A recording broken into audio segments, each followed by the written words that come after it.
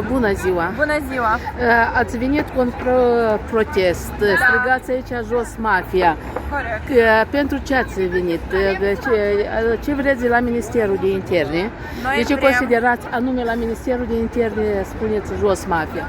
Noi, de fapt, am fost nu doar la Ministerul Afacerilor Interne, am fost și la președinție, și la Parlament, și la Guvern, și plecăm și la Procuratură. Noi suntem tineretul care e împotriva dosarelor fabricate și dorim ca să trăim în Republica Moldova. De aceea noi ne adresăm la fiecare organ de stat ca să ne ajute să oprim canalele de Telegram cu droguri, împotriva drogurilor. Ce v-a adus aici?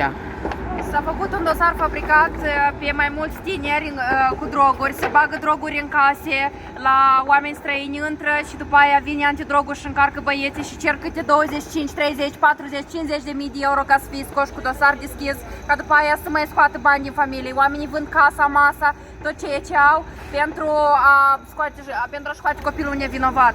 Pentru aia noi și protestăm contra drogurilor, pentru că tineretul este contra drogurilor și nu dorim ca la rândul nostru copiii să sufere. Vedeți o problemă cu drogurile în Republica Moldova, în Chișinău? Da, este o problemă foarte mare, deoarece într-un fel sunt supuși, sunt amenințați că dacă nu te ocupi cu asta, vei găsi în familia ta, găsim pe mama ta, găsim pe toți și cu condiția că se ocupi cu drogurile și după aia cer bani prin șantaj pentru schemele acestea.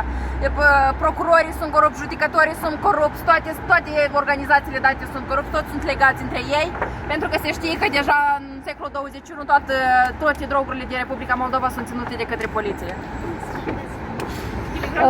Este cineva care are... Canalele se vând non-stop, adică oricine, chiar și dumneavoastră puteți intra să vedeți, răspunde un bot, spune prețul, spune gramul, spune unde să te duci, unde să găsești. Da, și nimeni pentru asta nici nu face. Și de ce? Pentru toată poliția, cine țin tot asta e poliția și asta e tot. Și noi protestăm contra drogurilor. Noi nu dorim ca în continuare tineretul să fie li se fie făcute dosare fabricate și atât familiile sufere. Spuneți că tinerii sunt atrași în consumul de droguri sau în traficul de droguri? Sunt atrași, da, prin diferite scheme, da, și sunt obligați pentru că le spune că dacă n-ai să te ocupi, să o găsesc mama ta, a fi ieșit, să ia să Cine îi atrage în consumul de droguri? Uitați-vă, ei au, normal că capurile acestea mari nu sunt implicați, ei implică la fel ca tineret care trebuie să găsească. Sunt droguri în școli? Da. Cunoașteți undeva vreo referință? Da, poliția știe. Da, mai bine. Ei nu vor să divulge, nu vor să arate. Poliția îi spune să colaboreze. Dar tot absolut. Vedem și îi prind și poliția îi impune să colaboreze, dacă nu colaborează îi dă 15 ani de închisoare, da? Ca să iasă din 15 ani de închisoare și de la familie 50.000 de euro. 65.000 de euro.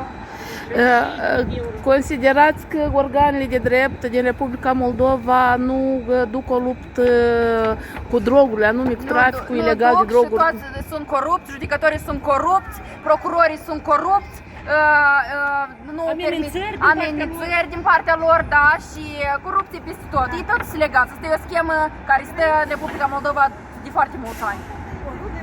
Dar Rotar, cum o spus, cine are bani în țara asta? Acela are tot și rezolvă orice problemă.